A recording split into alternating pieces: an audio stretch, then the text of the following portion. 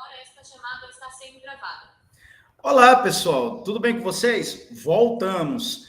Vamos lá, temos mais conteúdo para ser explorado. Vocês já estão tendo alguma perspectiva sobre direitos civis, cidadania e bem-estar social, foi o que a gente discutiu na aula passada, né? Estado de bem-estar social, e a gente precisa avançar nos conhecimentos, tá? Reitero, como falei no vídeo passado, vocês precisam acompanhar a rota, fazer os exercícios e os fóruns, garantir aquela pontuação e depois chegar ao fim do semestre aprovados na disciplina. E, obviamente, mais do que aprovados, adquirindo esses conhecimentos. Dito isso, vamos para a nossa aula? Então, eu vou compartilhar com vocês aqui a tela, né? E na sequência a gente já começa a explorar sobre as questões da temática de hoje. Tá? Aí já está aparecendo para vocês o slide, né? O tema da aula de hoje: tipologia de Marshall, direitos civis, políticos e sociais. Na aula passada, a gente falou o conceito de cidadania, falou quais são os direitos e deveres enquanto aquisição dessa cidadania. E eu terminei, não, em um determinado momento da aula, eu falei para vocês assim, anotem, cidadania pressupõe dignidade humana. Pedi para vocês anotarem isso aí, lembram? Então, na verdade, isso vai ser a ideia que vai sustentar a perspectiva do pleno exercício da cidadania. Mas, para além disso, a gente tem alguns elementos que constituem a cidadania que eles ficam, é como se ficassem orbitando, fossem planetas, tá? Que ficam ali ao redor para que se fortaleça, se construa essa cidadania. Quais são eles? Os direitos civis, políticos e sociais.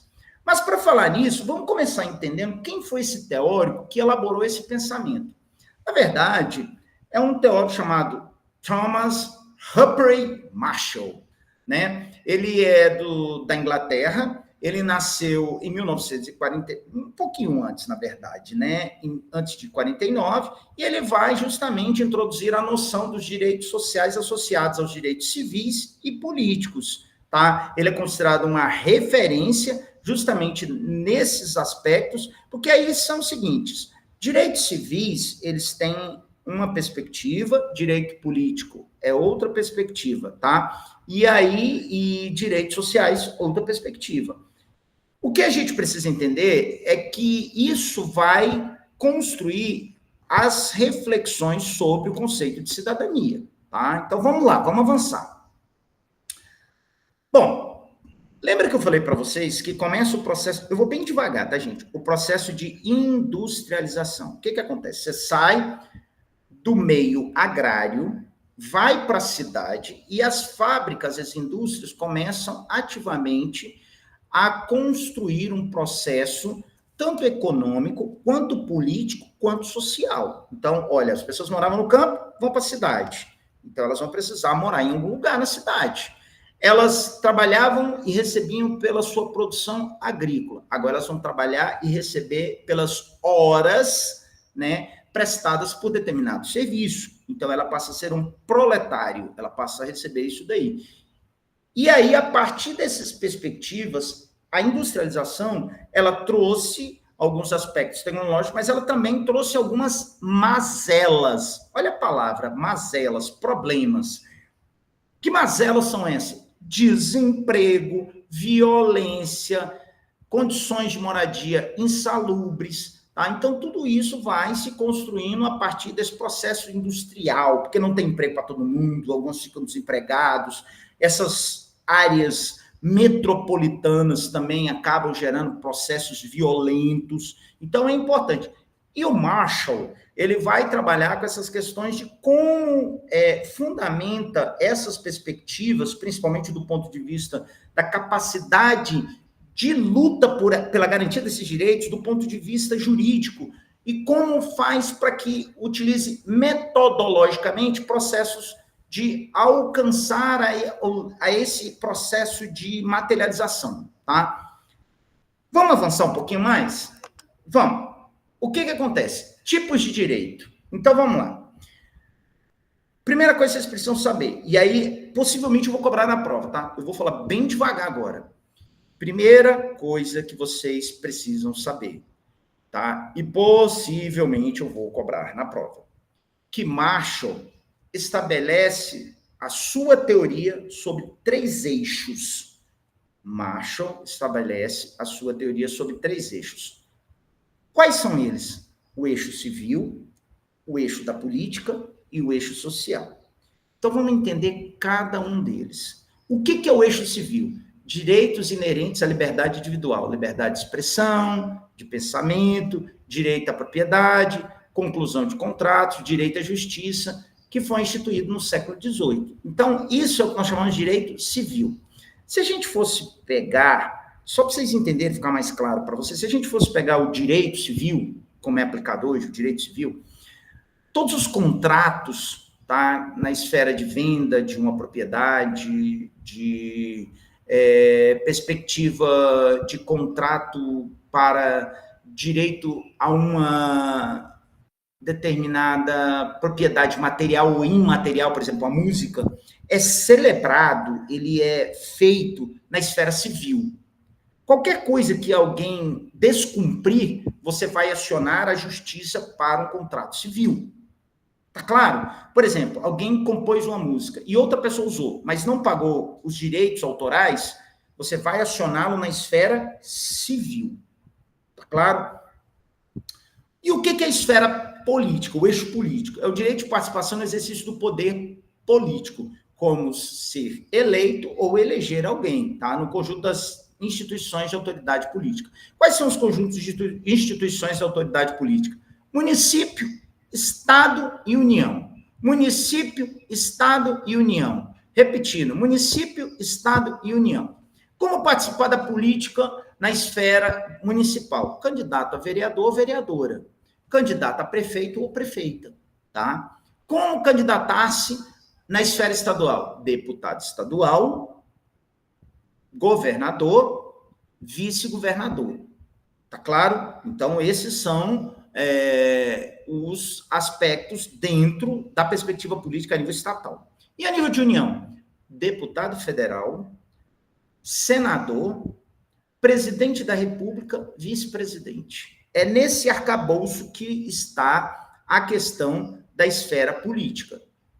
Eu posso me candidatar, mas para se candidatar, você precisa cumprir alguns requisitos. Por exemplo, para vereador, você pode ter 18 anos. Já para senador ou presidente da República, você tem que ter 35 anos. Tá? Então, perceba que existem requisitos a serem cumpridos. Tá? Para vereador, eu tenho 18 anos. Maioridade, eu posso me candidatar. Já para senador e governador e presidente da República, não.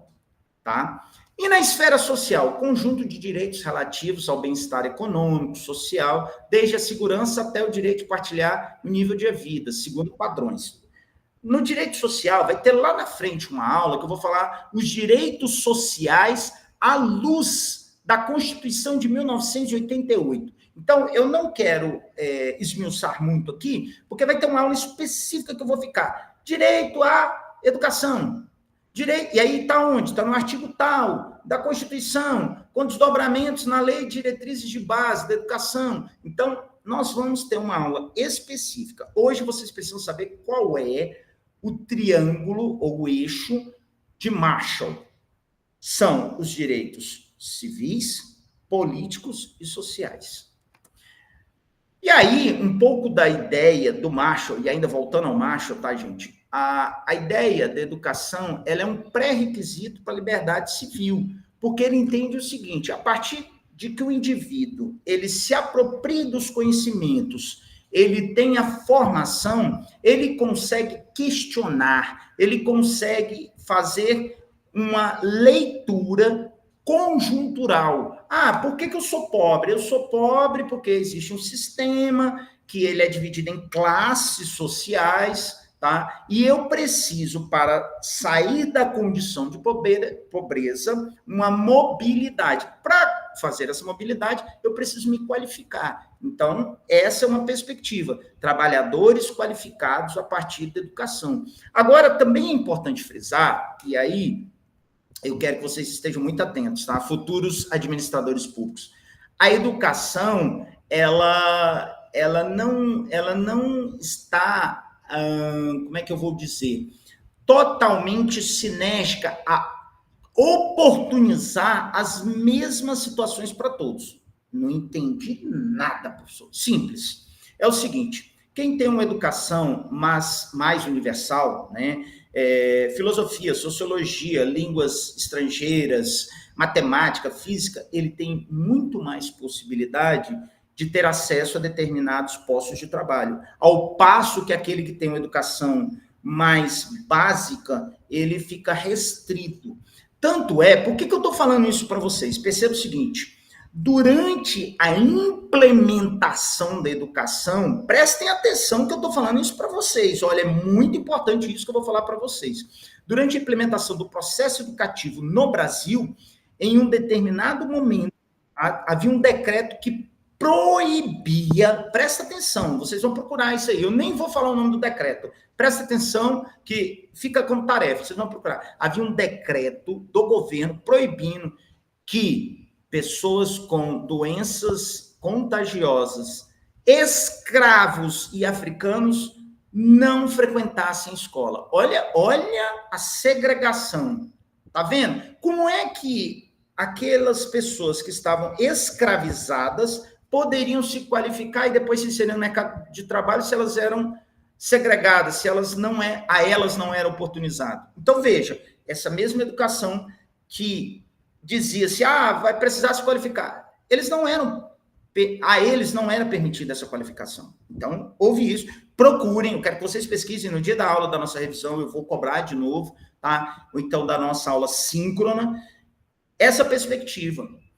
Do mesmo jeito, a gente pode dizer o seguinte, durante muito tempo a educação ela foi muito voltada para o tecnicismo, a educação das classes populares, ou seja, você precisa profissionalizar.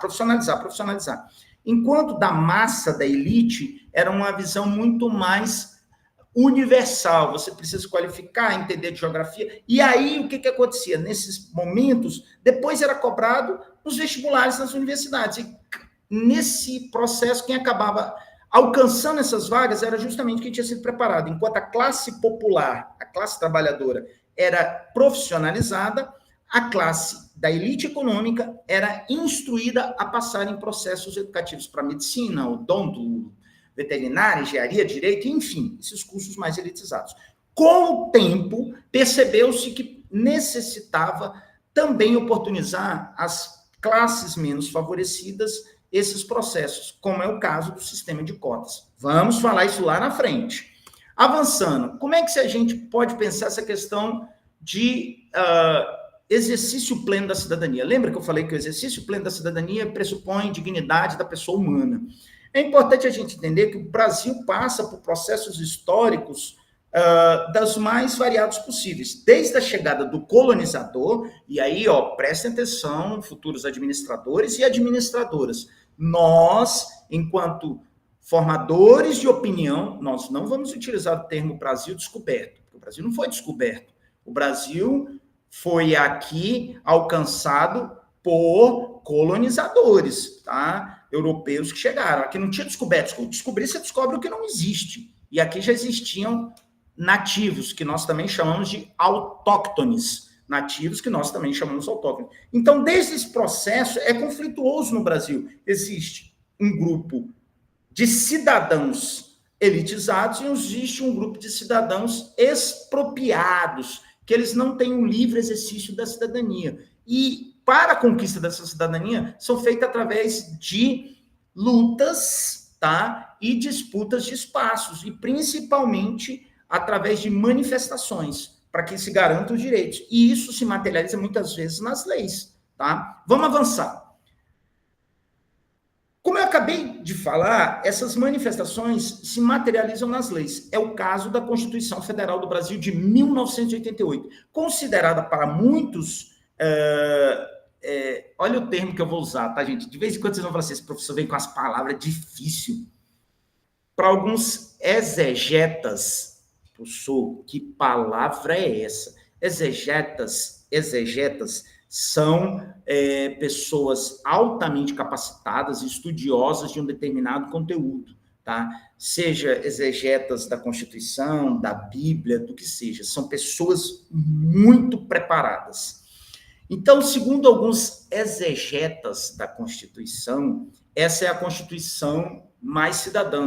Por quê? Porque ela aplica muitas garantias de direitos individuais e coletivos. Tá? Então, é importante a gente entender essa perspectiva, que a Constituição ela contemplou direitos civis, políticos e sociais. Através de quê? Dos seus dispositivos. O primeiro dispositivo, todos são iguais perante a lei. Olha, a Constituição já traz esse arcabouço forte. Todos são iguais perante a lei, tá?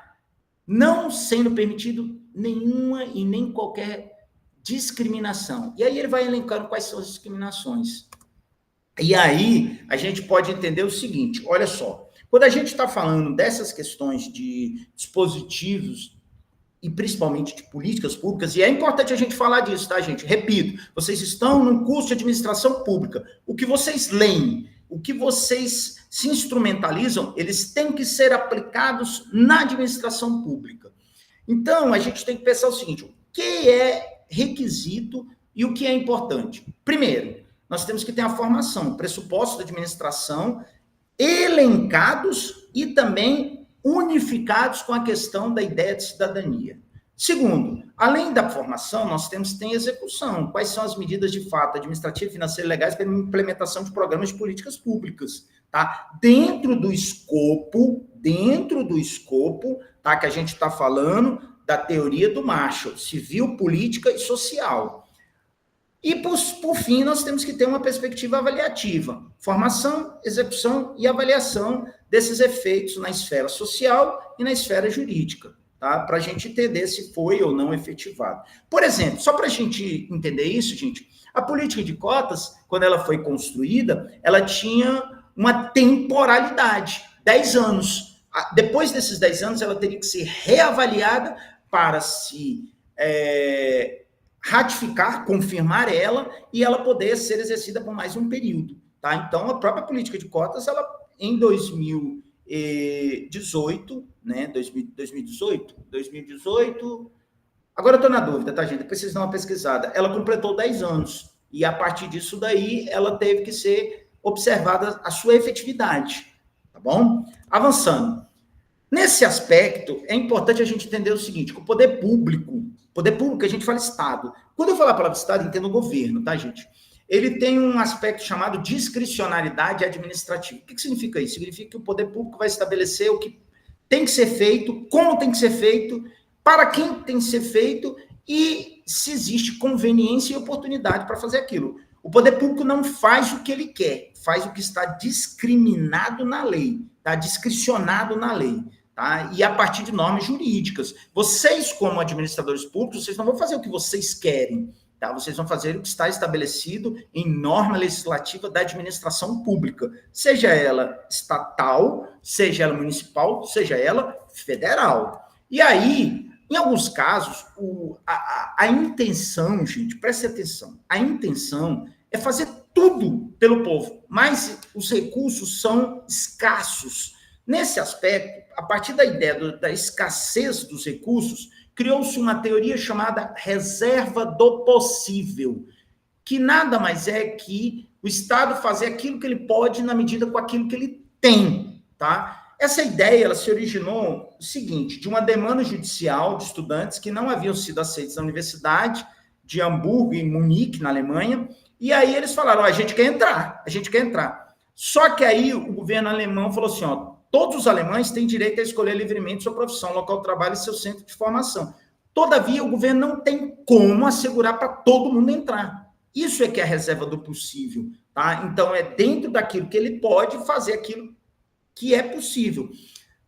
Professor, não entendi absolutamente nada. Vou dar um exemplo rápido para vocês. Se uma determinada pessoa, preste atenção, eu vou bem devagar, tá, gente, da reserva do possível. Se uma determinada pessoa precisar de uma medicação que custe uma medicação, um frasco de medicamento, ele custe R$1,5 milhão de reais. E aquela pessoa tem que tomar o resto da vida. E aquele frasco dura em média, 30 dias. Em 12 meses, aquela única pessoa vai precisar de 12 milhões de reais. E aí, a pessoa vai pedir, é um medicamento que ela precisa, ela tem direito e não tem dinheiro para pagar. Ela vai pedir ao Estado. O Estado vai dizer o seguinte, olha, eu não consigo comprar esse medicamento, porque se eu pegar 1 milhão de reais só para você, eu vou descobrir outras pessoas. E ela vai alegar, geralmente isso é feito judicializado, ela vai falar assim, ó, reserva do possível. Eu não tenho como garantir essa medicação, porque senão vai faltar para outras pessoas. E aí vocês vão me dizer assim, é justo essa pessoa receber 1 milhão e os outros não? Dentro da perspectiva de cidadania dela e de que ela está lutando, para ela é justo. Só que para os outros, alguns não será. E ela vai tentar, pelos meios jurídicos, aquilo. O Estado, ele não vai entrar no imbróglio se ele está certo ou se ele está errado. Ele vai dizer o seguinte, eu não tenho... Eu gostaria muito de pagar essa medicação, mas eu não tenho como. Ele vai justificar, dentro da petição jurídica, reserva do possível. Os recursos devem ser aplicados e priorizados da melhor forma a satisfazer as prioridades. Ele vai dizer assim, olha, eu gostaria muito, mas eu tenho outras pessoas que precisam de outros medicamentos. Se eu tirar daqui, pode faltar aqui. Esclarecido? Isso vale para vaga em hospital, isso vale para um monte de coisas. E aí, obviamente, a gente tem que partir do corolário. Corolário é uma ideia, tá? Do princípio da igualdade. Todos são iguais perante a lei. Eu comecei falando isso para vocês, tá? É princípio constitucional. Ninguém pode ser tratado diferente, seja por sua etnia, seja pela sua questão religiosa ou qualquer outra natureza. Por isso é importante a gente entender esses princípios constitucionais para garantir, né, o exercício pleno da cidadania. E aí o Estado, ele, através dessa perspectiva, ele vai poder providenciar a cada cidadão de acordo com a sua especificidade. Agora eu tenho que salientar uma coisa aqui, pessoal, presta atenção. Todos são iguais perante a lei, mas é importante a gente dizer que tem algumas situações que elas são sine qua non.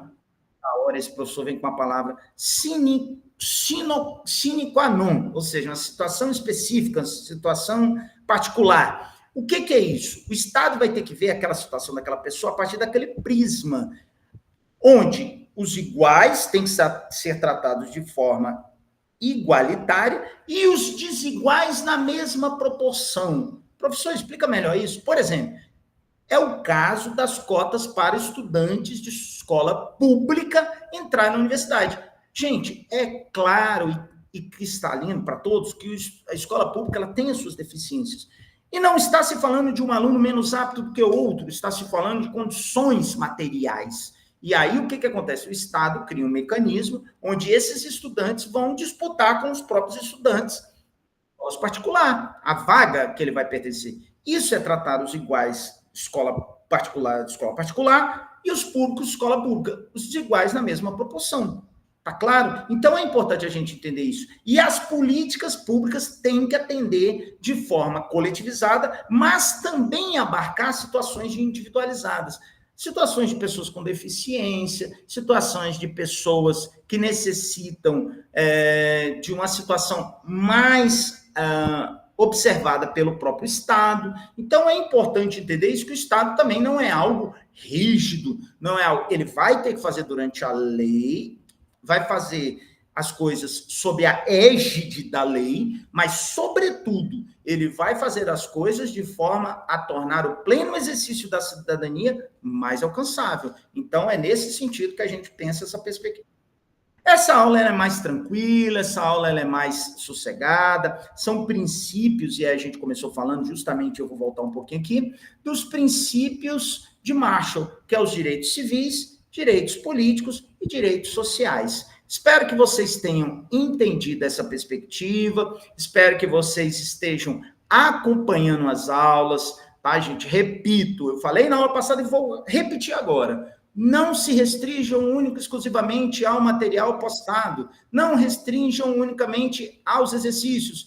É óbvio que a gente quer uma formação muito mais consolidada, muito mais universal. E vocês, enquanto estudantes, precisam ir buscar os conhecimentos. Por quê? Porque daqui a pouco vocês estão fazendo concurso público, daqui a pouco vocês estão entrando na universidade e vocês precisam de uma formação mais consolidada. É por isso que essa disciplina é tão cheia de texto. Sim, para que, a partir desses conhecimentos, vocês possam sistematizar suas análises críticas, suas análises conceituais. Gente, eu agradeço a paciência de vocês, quero me colocar à disposição como tutor EAD, como a coordenação, para auxiliá-los na construção desse conhecimento. E aí, obviamente, toda e qualquer dúvida, vocês sempre poderão nos consultar, tá bom? Eu vou parar a gravação aqui, deixo um abraço para vocês e estamos aí para a próxima aula.